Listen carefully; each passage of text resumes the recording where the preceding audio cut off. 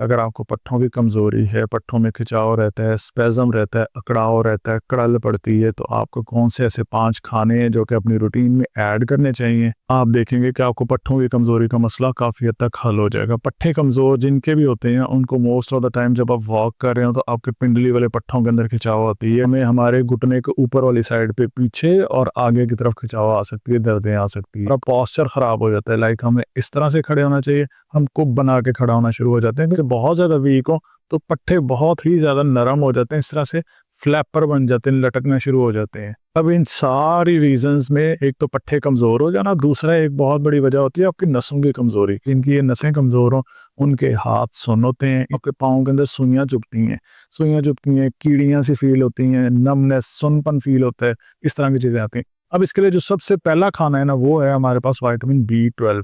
Vitamin B12 आप अपनी routine में ऐड करेंगे। विटामिन B12 हमें मछली से मिलता है। विटामिन B12 का ना एक दूसरा नाम होता है जिसे हम कहते हैं कोबालामीन। आप जो मेथी कोबाल के टीके लगवाते हैं या मेथी कोबाल आप जो लेते हैं, ये बेसिकली विटामिन B12 होती है। तो आप कोबालामीन जो है, ये विटामिन B12 का ही दूसरा नाम होता है। तो आपने विटामिन B12 को अपने खानों में ऐड करना है। ये जो आप मेथी कोबाल ले रहे होते हैं ना, तो आप कोशिश करें कि अपने खानों में ही विटामिन B12 लें। जैसे मछली है, ब्रोकली है, ब्रोकली के अंदर भी आपको विटामिन B12 मिलता है, पालक के अंदर मिलता है। इसके अलावा आपको विटामिन C वाले जो खाने होते हैं, जैसे माल्टे हैं, किनोआ वगैरह हैं, इसके अंदर आपको मिलता है, ठीक है। अंडों के अंदर भी आपको विटामिन B12 देखने को मिलता है। इसके अलावा अब ये विटामिन B12 जो है वो आपकी जो करंट की तार होती है ना, ये जो मैंने यहाँ पे बताई है, ये वाली जो करंट की तार है, अगर हम इसको बड़ा कर लें तो ये वाली तस्वीर बनेगी, ठीक है। ये करंट की तारें ना ऐसे होती हैं, एक टुकड़ा, दूसरा टुकड़ा, तीसरा टुकड़ा, चौथा टुकड़ा, यूं जाके ये पट्ठे के साथ जुड़ जाती है, ठीक है। अब इसमें से हम इस टुकड़े को पकड़ते हैं तो ये वाली तस्वीर बन जाएगी, जो जो ये यहाँ पे तस्वीर बनी हुई है, ठीक है। अब इस एक टुकड़े के अंदर, हमारे करंट की तार के एक टुकड़े के अंदर इस तरह से यहाँ पे एक कवरिंग लगी हुई होती है।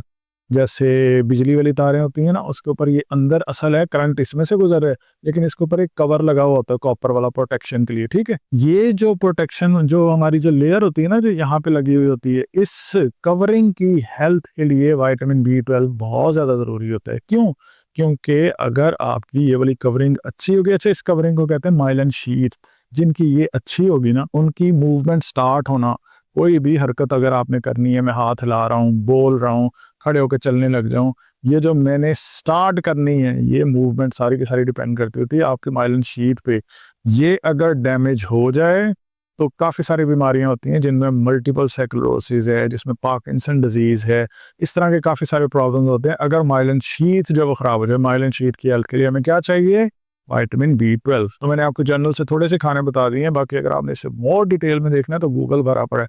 आप देखें विटामिन B12 से विटामिन B12 वाले खाने कौन से हैं ज़्यादातर, आप अपने इस हिसाब से इसको सेट कर लें। जिस तरह मैंने अभी बताया ना आपको कि आप मछली ले सकते हैं, आप पालक ले सकते हैं, आप ब्रोकली ले सकते हैं, आप अंडे ले सकते हैं। लेकिन जिनको यूरिक एसिड का मसला है, ना उन्होंने मछली लेनी है, ना उन्होंने अंडे लेने हैं, ना अंडे लेंगे, ना ही उन्होंने हरे पत्ते वाली सब्जियां लेनी है, तो आप अपने लिहाज से भी सर्च कर सकते हैं। मैं आपको जनरली बता रहा हूँ कि हमें विटामिन B12 की जरूरत होती है अगर आपको पट्ठों की कमजोरी का मसला। अच्छा, अब नेक्स्ट और क्या चीज़ चाहिए? और चाहिए हमें पोटाशियम।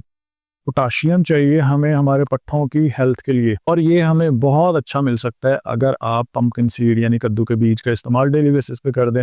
हल्का सा इनको रोस्ट करें और उसके बाद आप जैसे चने नहीं खा रहे होते हैं हम आप रूटीन में, इस तरह से अपनी पॉकेट में रख लें, या फिर आधा चम्मच आपके पास और दिन भर में आप खाई जा रहे हैं। किसी टाइम एक खा लिए, किसी टाइम दो खा लिए, ये नहीं करना चमचियाँ भर भर के आप जो है वो पंपकिन सीड ही खाते रहें। अक्सर लोगों को ना जिस चीज़ से फ़र्क पड़ना शुरू हो जाए तो वो फिर ज़्यादा लेना शुरू हो जाता है। कोई भी चीज़ जिसका जितना भी फ़ायदा हो, ज़्यादती जो है वो नुकसान करेगी। सो पंपकिन सीड का इस्तेमाल करना, ये आपको पोटाशियम भी देगा, ये आपको मैग्नीशियम भी देगा, और ये पट्ठों के अलावा आपकी नींद को इम्प्रूव करने के लिए बहुत ज़बरदस्त है, ठीक है। अब एक होगा विटामिन B12, दूसरा होगा मैग्नीशियम।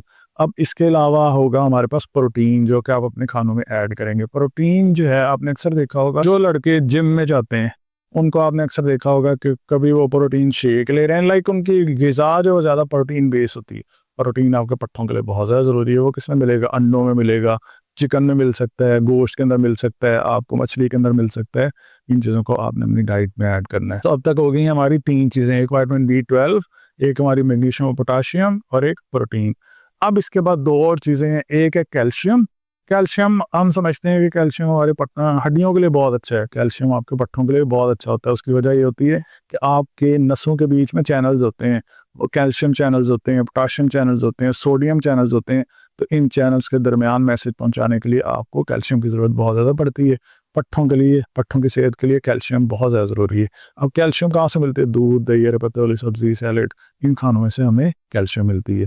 अब विटामिन B6 ये हमारे पास पांचवा और आखिरी ऑप्शन है, तो क्या आप खानों के अंदर ऐड करेंगे? ये भी आपको चिकन में, आपको फिश में, इन चीज़ों में मिलता है। बनाना के अंदर मिल सकता है, एवोकाडो के अंदर मिल सकता है, पोटैटो के अंदर, आलू के अंदर मिल सकता है। लेकिन अब इसका काम क्या होता है? इसका काम ये होता है, अब मैंने अभी यहाँ पे बताया ना आपको कि पूरी हमारी नसें जो है, एक टुकड़ा, दूसरा टुकड़ा, तीसरा टुकड़ा, इस तरह से होता है। एक टुकड़े से दूसरे टुकड़े तक जब पैगाम जाना हो तो बीच में ना छोटे छोटे दाने होते हैं। इन दानों को कहते हैं न्यूरोट्रांसमीटर। ये ऐसे होते हैं, ये नस का एक हिस्सा है, ये दूसरा हिस्सा है, इनके बीच में इस तरह से दाने होते हैं, इन्हें हम न्यूरोट्रांसमीटर कहते हैं। इन न्यूरोट्रांसमीटर की हेल्थ के लिए, इनकी सेहत के लिए हमें कौन सी विटामिन की जरूरत पड़ती है? विटामिन B6 की। तो आपने विटामिन B6 का भी इस्तेमाल करना है। अब कौन कौन सी मैंने चीजें आपको बताई हैं? मैंने बताया आपको विटामिन B12, मैंने बताया आपको पोटाशियम और मैग्नीशियम, और इसके अलावा आपने इस्तेमाल करना है प्रोटीन, इसके अलावा आपने यूज करना है कैल्शियम, और लास्ट के ऊपर आप यूज करेंगे विटामिन B6। दो